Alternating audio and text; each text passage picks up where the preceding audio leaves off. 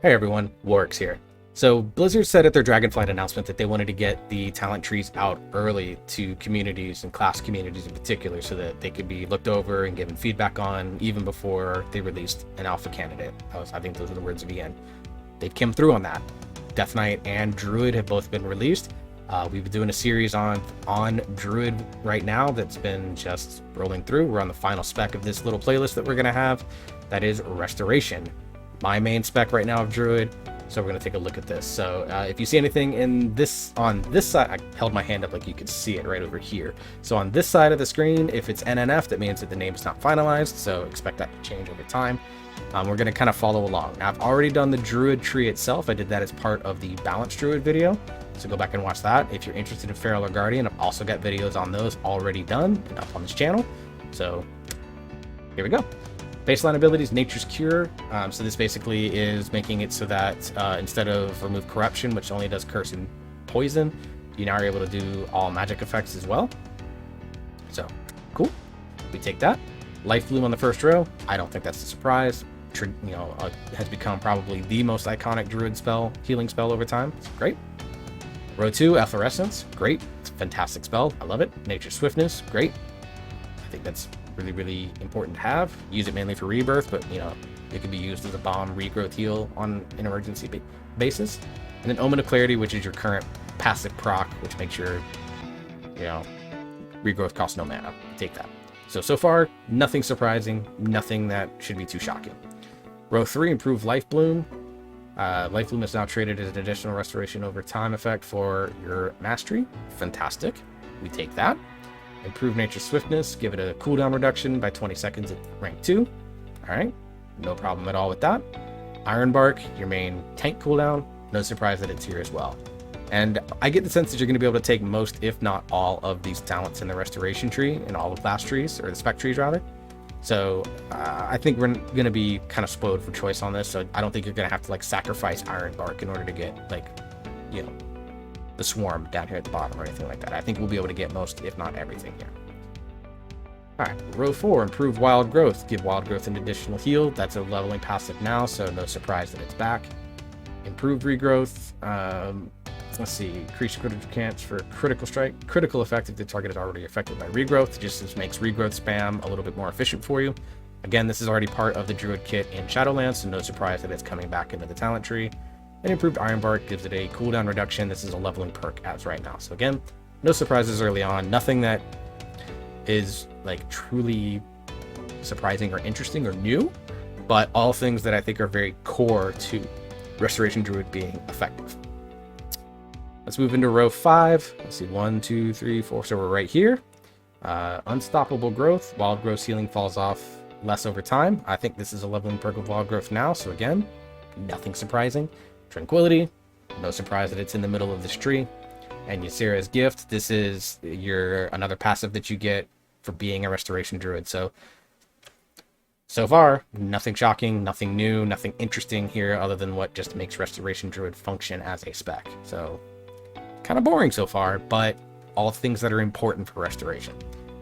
Alright, row 6 right here. Nourish is a baseline talent choice, and it doesn't look like you have to go far out of your way to get it. So that's good. Nourish is not heavily used right now because I think it's skipped over in favor of Flourish. But Nourish has had a place to bury for a very long time in the Restoration Druid talent tree and things like that. So it sticking around doesn't shock me at all. Soul of the Forest. This is the primary talent used right now because there's a lot of synergies with Swiftmend and the Restoration tier bonus in Shadowlands. So I'm not surprised that this is back. Very good talent. Glad to see it back. Inner Peace. Reduces the cooldown of Tranquility, and you take 20% enemy knockbacks. This is a very powerful PvP talent, but it's going to be good for PvE as well, since you still can't Tranquility while on the move. So Inner Peace is going to give you a reduction, make Tranquility available more often. I think from 3 minutes to 2 minutes, making it a good raid cooldown, and then getting that 20% reduced damage. So if you have to take a mechanic for any reason, at least you're getting a 20% DR. Worth. Alright, and then Cultivation. This is a current talent as well. Basically, when you rejuve a low health target, or half health target or below, basically adds another hot. You know, Restoration Druid is all about putting on as many heal over time effects as possible. This is going to give you a lot of it, looks like, based off this talent tree with Nourish, Cultivation. I'm imagining Spring Blossoms is going to be back in this tree somewhere, because it is also very, very popular. Cenarian Ward, I think, is going to be back in this tree somewhere. I got a feeling it's this down here near the bottom, so you're going to have the potential to throw 5, 6, 7 hots on a target, potentially. Alright, let's move on to row 7. We get Improved Tranquility and Wild Growth. No surprise, I think this is a talent right now. It has a different name that they've decided to tweak. So, cool. We take that. You know, use this on low health targets. You get more healing out of it. We love it. Choice Node. Oh, Cenarian Ward is here. Versus Abundance. So, basically, you choose an extra hot. Or you take the ability to get more mana efficiency on regrowth in particular. I don't think this is an interesting choice as they think that it is. I think Cenarian Ward is going to be fairly universal, because it is just a really effective ability that procs your healing, and then Abundance just makes your single target nuke heal a better nuke. I don't know how much this rejuvenation thing stacks, so there is possibility that the cost reduction and the crit chance is going to be big enough if there's no cap on it, or if it caps at 5 targets. Is it still better than Cenarian Ward? Who knows? I think there's some potential there. And then on this end, Stonebark. Ironbark increases healing from your heal over time effects by 20%. I believe this is a leveling perk now. No surprise that it's back. It makes Ironbark a very potent tank cooldown. Alright. Choice 8, we start with a choice node, Spring Blossoms. That's kind of where I thought it might end up. Versus Overgrowth. Overgrowth basically is you click it, use it, click a target, an ally, you click it, and it basically applies all your hots in one fell swoop, whereas Spring Blossom is more for like clumped cleave group healing, because everyone that's standing in your efflorescence gets an additional hot. So it's a choice of kind of consistent, sustained AoE, small AoE healing versus bursty single target healing. Interesting choice. I like that. Next to it is Rampant Growth. Regrowth heals for more over its duration, and its healing over time effect applies to the target of your Life Bloom. So makes Life Bloom regrowth combos very powerful. Here in the middle, Autumn Leaves. Rejuvenation duration is increased by 1 second and heals an additional amount when it is only heal over time on the target. So this is going to be most useful when you're healing like a DPS that's taking like maybe like 20% of their health. You just quickly pop a rejuve on them, knowing that they're not going to take a ton of damage left over, and it just makes that rejuve like very, very efficient healing wise. Grove Tending, Swift Healing heals the target over 9 seconds. Ooh, that's interesting. I think that's part of the 4-piece bonus right now. Or is it the 2-piece bonus? I don't know. I like this effect though. Makes Swift Bend also hot. We take anything that is more hots. And then finally you get a choice node of Invigorate. You heal over time effects on the target complete their healing 100% faster, so this just makes it tick faster on a 45-second cooldown. Okay. Memory of the Mother Tree is a current legendary. Wild Growth has a 40% chance to cause your next rejuve or regrowth. Apply to 3 additional allies within 20 yards of the target.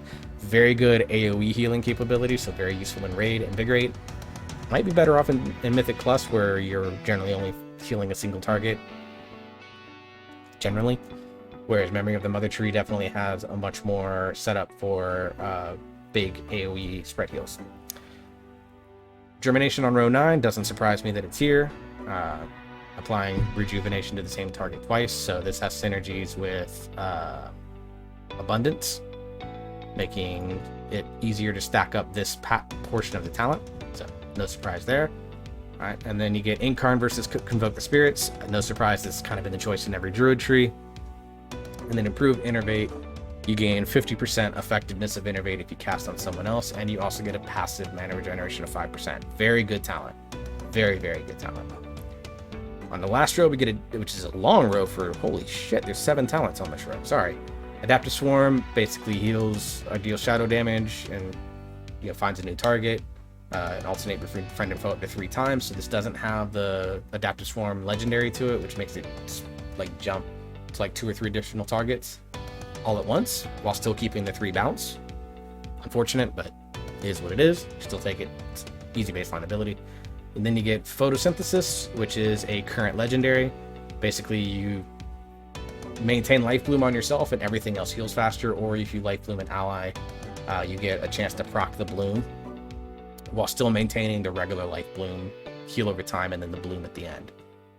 And then the Dark Titan's Lesson makes it so that you have two Life Bloom targets at once. So this was a talent, and then this was a legendary that had synergies together early on in BFA or in Shadowlands. Castle Nathria, you saw this combination run a lot. So now they're splitting it up and making it impossible to have that synergy again. Not the biggest fan of this choice, but it does make your Life Bloom like a choice. Do you focus a lot on like single target, or do you try to focus more on AoE style healing? I don't think it's a bad thing. Circle of Life and Death, been in all the other spec trees, does what it does. Improved Incarnation and Convoke, does what the same does for all the other trees. Refunds it's CDR if you shift out of Incarn. Increased chance to use an exceptional spell or ability. I don't remember what it is for Restoration Druid, because I've been Necrolord since I switched to Resto. So, cool. Here in the middle is Ephemeral Incarnation. This is the current 4-piece bonus for Restoration Druids. So it gives you a free Incarn for 9 seconds when you use 3 Swiftmends. Cool, we take it. It's a good set bonus. And then you get a choice note of Flourish versus Verdant Infusion. Ooh, this is interesting. So this is a choice between how do you want to extend your HOTS. Flourish does it on basically anyone that has one. Verdant Infusion focuses on single target. So again, good choice between AoE or single target. Right now you can run both and you just get crazy extensions where you can like double Cenarian Ward, potentially, you know, double, well, not double Rejuve unless you talent Photosynthesis, or unless you talent something else, but like double Cenarian Ward is absolutely a thing that's been going on with these two combinations. So I think interesting choice by Blizzard to separate them. And then of course at the end, Vision of Unending Growth. This is a current legendary that makes rejuve spreading much easier. Overall, I really like this Restoration Druid tree. It forces you to go into the Druid side of the tree for your offensive spells and abilities. So I think you'll see a good split between going down kind of this middle section of the tree to get things like these 3 talents, get this healing increase. Maybe you come down here and grab this, grab Sunfire and improve Sunfire, grab Wild Growth, grab Improved Regeneration, and then you just basically go like down here, and then you grab maybe these if you want to Owl Weave with Hibernate, Typhoon, or you come over here and grab these. Yeah, come down here and maybe even grab Skull Bash in order to be like a cat weaving with an interrupt. So some really interesting choices potentially for Restoration Druid. Some really cool playstyle choices, I think. Overall, this is probably it's not the most exciting tree of the 3. I think the Feral tree had some really cool things in it. The Balance tree had some pretty cool things in it. This tree is basically taking a lot of what's already in the game and just putting it in a talent tree. Which from that standpoint, there's nothing really that feels new, which makes it the most boring talent. But from a standpoint of gameplay, I think this makes Restoration Druid, like, it has everything that the Restoration Druid needs to be absolutely functional, to be very powerful, while also giving us some interesting choices, particularly the Flourish versus Verdant Infusion choice. Love that. Photosynthesis, Dark Titan's Lesson, both also an interesting choice of how you want to manage, how you want to make your Life Bloom effective. So I think the choice nodes for the most part have done a really good job in this tree and all the other ones as well of making you choose between either a playstyle choice or a single target versus AoE choice. So hats off to Blizzard. I really like these trees so far. I'll work on getting all of these videos uploaded, and we'll go over the Death Knight videos, or Death Knight talent trees probably in the next few days, because I have a busy weekend coming up. So until then, everyone, hopefully you are staying safe. Hopefully you are having fun. You keep gaming, and I will see you all in the next video.